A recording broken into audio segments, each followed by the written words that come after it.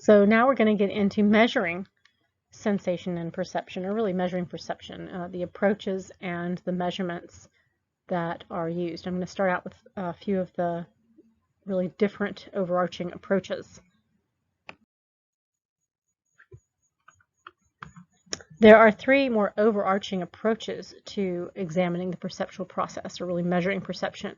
The first is psychophysical, which I have in parentheses there. PP is a nice shortened psychophysical, and this is the psychology, so measuring the actual experience, right, of what someone's saying about the physics, the psychophysical. And this really was introduced back in the mid-1800s by Gustav Fechner, and in the elements of psychophysics. And for most of my students, I probably go on a little bit too much about this history, but if you notice the time of when Gustav Fechner published the book, okay, in 1860, this is, 19 years before the first psychology laboratory opened up under Wilhelm Wundt. So at this time, he was not respected for doing this work.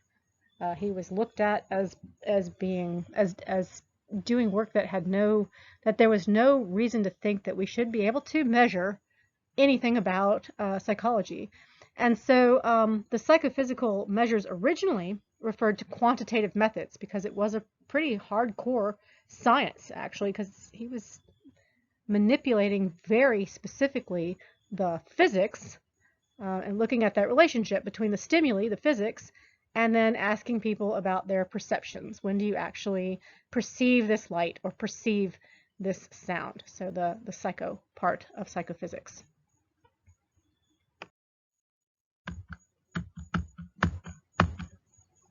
Okay, there are three overarching approaches, but I really just need you to understand the difference between a psychophysical approach, which I'm going to talk about now, and a physiological approach where we're measuring brain activity in some way. Goldstein now calls this psychophysical approach relationship A.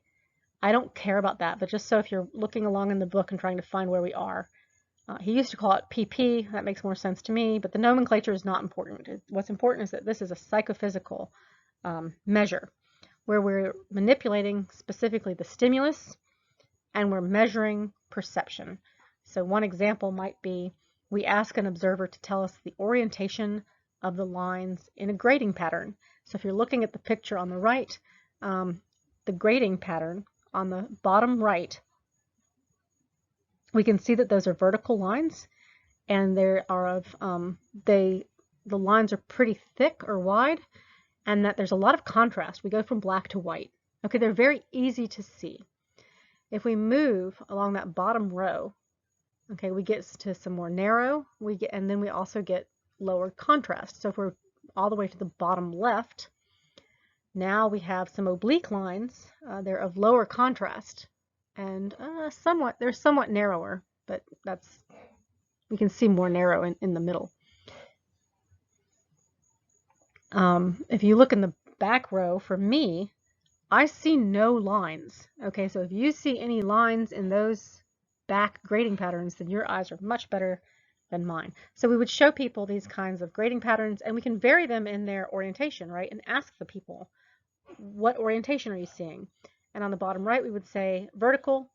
On the bottom left, we would say oblique. And then they can be different levels of oblique. They can be horizontal. And what we find is we can make our lines more narrow and give ourselves lower contrast, and people are able to see vertical and horizontal lines better than they can see these oblique lines. Okay, we lose those oblique lines faster as we're getting into lower contrasts and more narrow. And that is called the oblique effect. We're going to talk about it several times.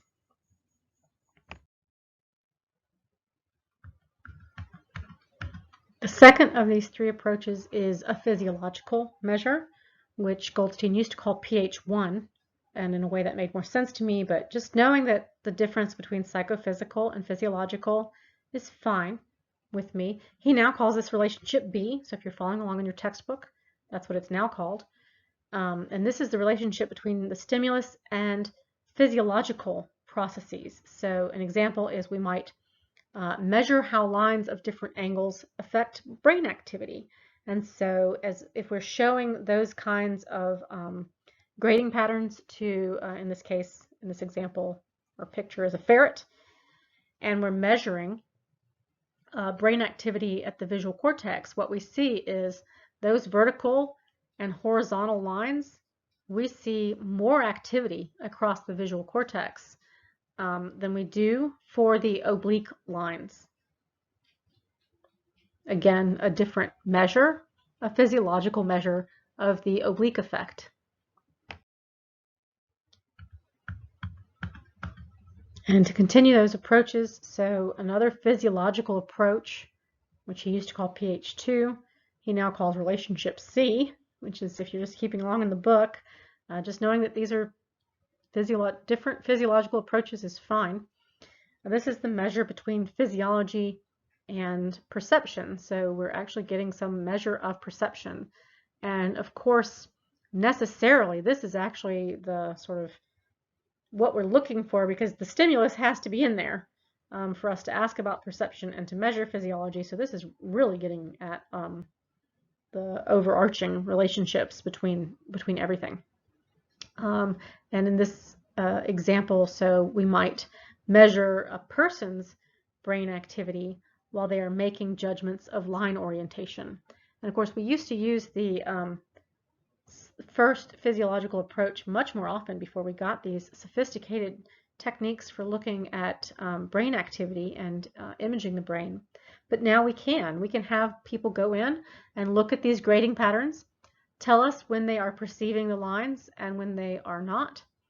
And we can see, first of all, that they can perceive the lines for longer, even as we make them more narrow or lower the contrast, if those lines are vertical or horizontal. And we see more activity across the visual cortex when those lines are vertical or horizontal than when they are oblique. So another measure of the oblique effect. Of course, the assumption is this is due to our experience as our visual system is developing, that we see more vertical and horizontal lines.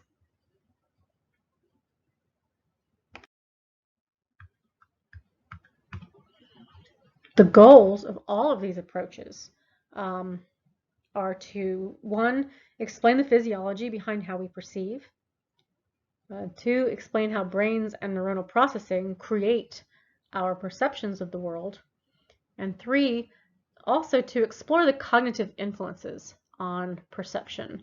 If you know about me a little bit, you know that my background is cognitive psychology, and it's those cognitive influences, as we've already gone over with knowledge and kind of top-down influences, really have a powerful influence on our perception of the world. Okay, so we're going to start by looking at this PP relationship, this psychophysical relationship. And there are a number of ways to measure, to provide these psychophysical measures. And the first thing I'm going to talk about is measuring absolute threshold. So the very smallest amount of stimulus energy that is required for us to actually perceive the stimulus. So if we're talking about vision and we're talking about light, what's the smallest amount of light out there? What's the smallest amount I can make it? And you are still saying, yes, I can see it. Okay. Most of our psychophysical measures that we're going to talk about really come from Gustav Fechner and his Elements of Psychophysics, which again, back in 1860, this was groundbreaking in many, many ways. He was interested in studying the mind. This was simply not being done at the time, and he believed that the study of the mind could be measured by examining changes in the physical stimulation, so manipulating the stimulus or the physics very precisely, and measuring a person's experience, so asking the person about their psychology. So do you see it? Can you tell a difference between stimulus A and stimulus B? For measuring absolute threshold, we're asking, can they see it? Can they hear it? Can they feel it? Aspects of Fechter's measures. So one thing is he had a stimulus that was present on every trial, and he was varying that stimulus intensity from trial to trial. And the participant was supposed to judge, is the stimulus present or is it absent? Okay, so there would be instances where it's very clearly present, it's well above my absolute threshold, and instances where it would be presented, but it would be below what he figured absolute threshold would be, and so people would say, their judgment would be that the stimulus was absent.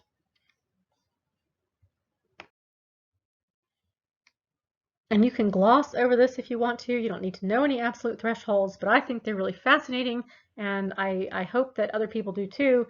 And Goldstein used to have them in the book, and he doesn't anymore. And I feel like they're kind of cool. Okay, so measuring the sensory limits of vision.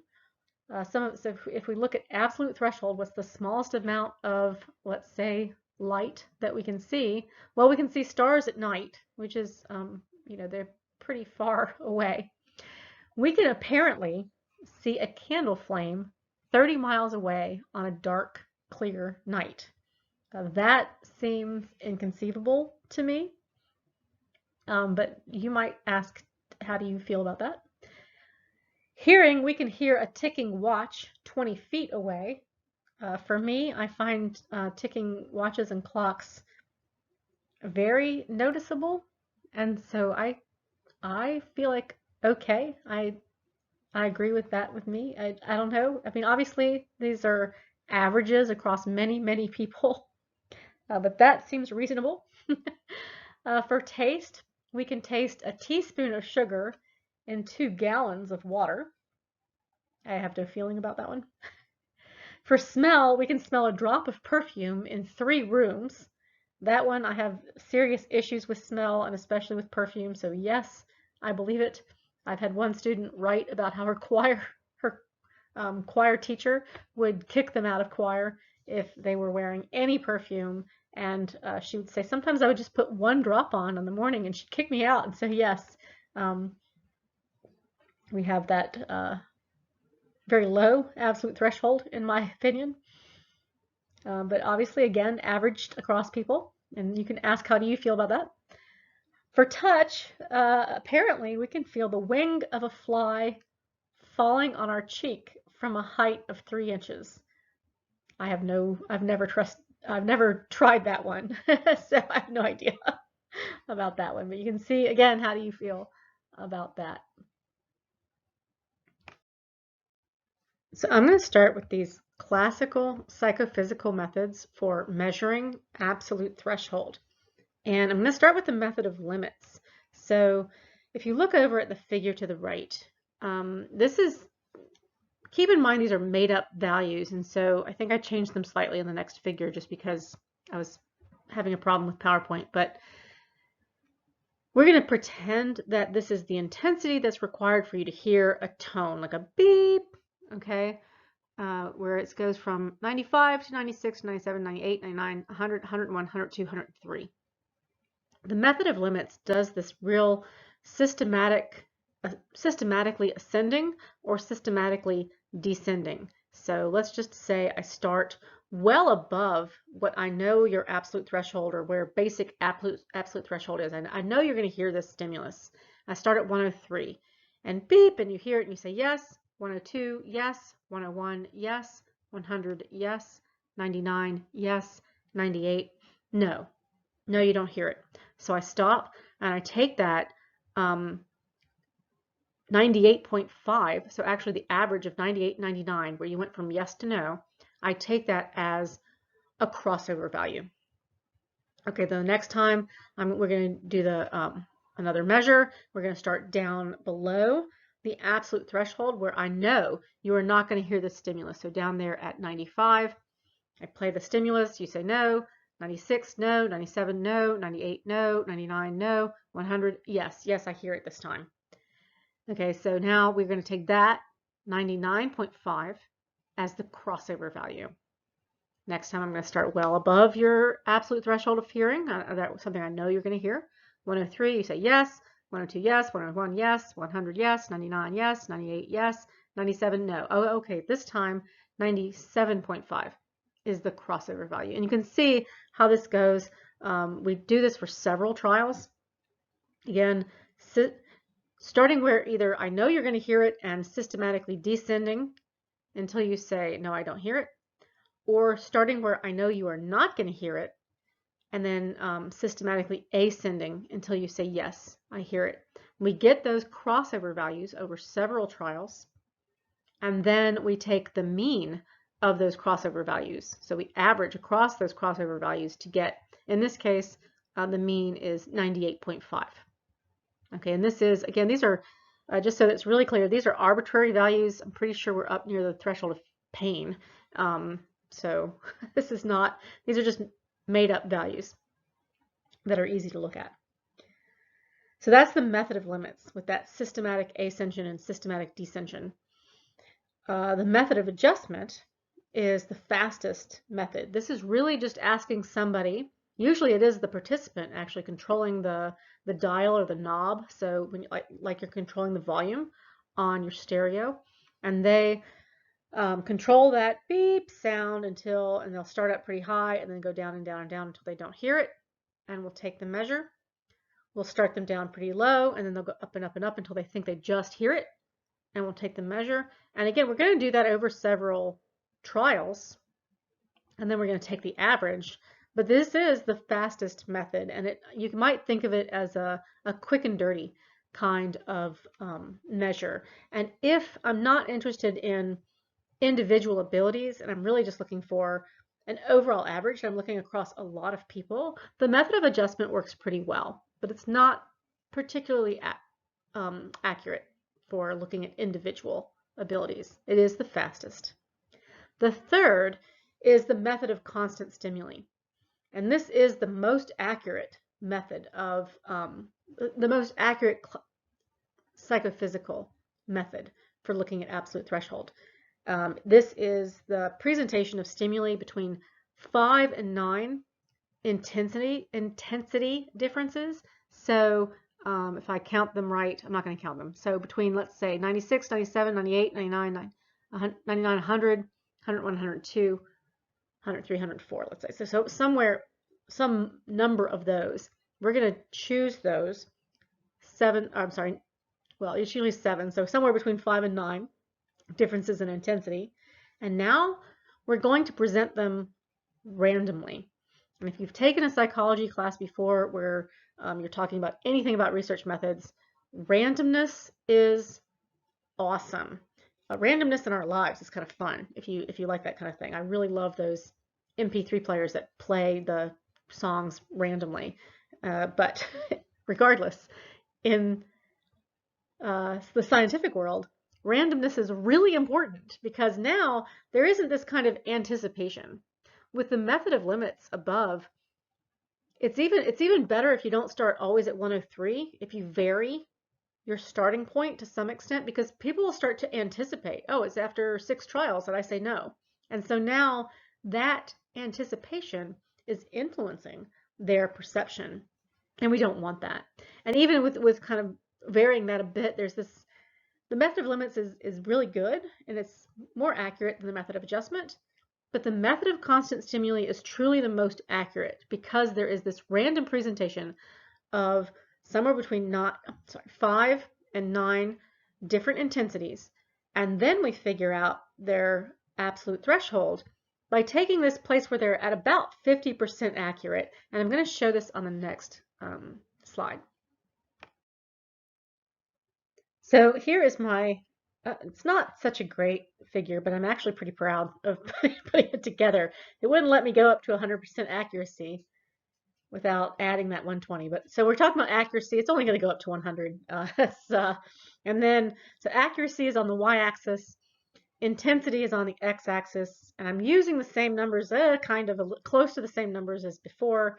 We're pretending, these again are arbitrary units of sound, where down at 96 and 97, notice that accuracy is 0. So I'm presenting the sound, and they're saying, I don't hear it. And remember, these 5 to 9 different intensity values, I have their 8 intensity values, they are being presented randomly by some computerized randomization. So there's no telling what you're going to get next. Down at 96 and 97, I'm really down at 0. 98, maybe once in a while I hear it. At 99, I put that one right at 40% in my figure. At 100, I'm right at 60% in my figure. And then as we get to 101, maybe we're not quite at 100, but we're getting up there. As we're up to 102 and 103, again, those are definitely over thresholds. I'm saying yes every time. It's like beep, it's a noise. I can hear it. Okay, so these are being presented randomly, and I'm just saying yes or no, and my accuracy is such that there's a 50% mark where about 50% of the time, I'm hearing that. So in this case, in this example, the average would be about 99.5%, which that was originally, I created a little star to put on there, but that's how it ended up. So that big dot in the center would be our measure this time, as the absolute threshold would be 99.5.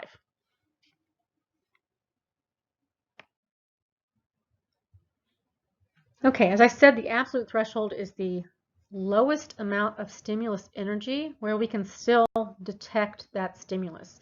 And I kind of stuck with hearing, but we can do this again for vision, for feeling a wing of a fly fall on our face.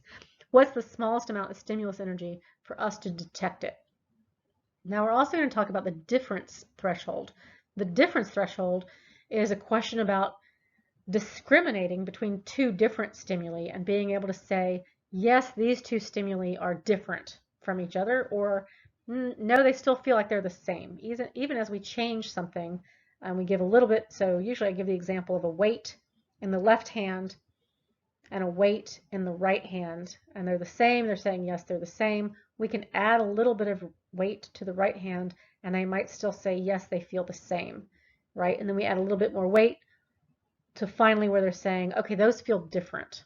And that smallest amount of stimulus energy required for them to say, yes, those two weights feel different, for them to discriminate between those two weights. That's the difference threshold. And I have Gustav Fechner's Elements of Psychophysics up here again because he was actually the person who formalized this law and then also published Ernst Weber's findings. But he gave Weber complete credit for all of this, even though really Weber had found these fractions, but he hadn't formalized the math. And in every way, shape, and form, this is one of my there are lots of reasons. I've read quite a bit about Fechner. This is one of the reasons I have a great amount of respect for him. If you've read about sometimes scientists really trying to take credit for other people's findings, he was adamant about giving Ernst Weber full credit for coming up with the difference threshold and finding this difference threshold. The difference threshold is a constant fraction of the size of the stimulus that we start with. And so Weber's law is dl divided by s equals k, where dl is the difference threshold, what we're measuring for here, divided by the standard stimulus, or the stimulus that we start with, and that's going to equal a constant. And again, here I usually go through some math, so I might do that on Monday because I'm not sure how else to provide that. But I think it's helpful for people who are mathematically oriented to understand the concept. But what this means is, as the stimulus strength increases, as that number increases, the size of the difference threshold increases as well, because the k on the other side of that equation is going to stay constant. And some of Weber's difference threshold fractions And this is another one of these slides where I find this fascinating, and I hope you think it's interesting too, but you don't need to memorize a bunch of fractions. But so we only need a 1% change in electric shock for us to tell the difference. We need a 2% change in weights from the left to the right arm to tell that they are different from each other. We need a 4% change in sound intensity, an 8% change in light intensity, and an 8% change in taste when they tested salt. So just some interesting fractions and information about different thresholds for different modalities.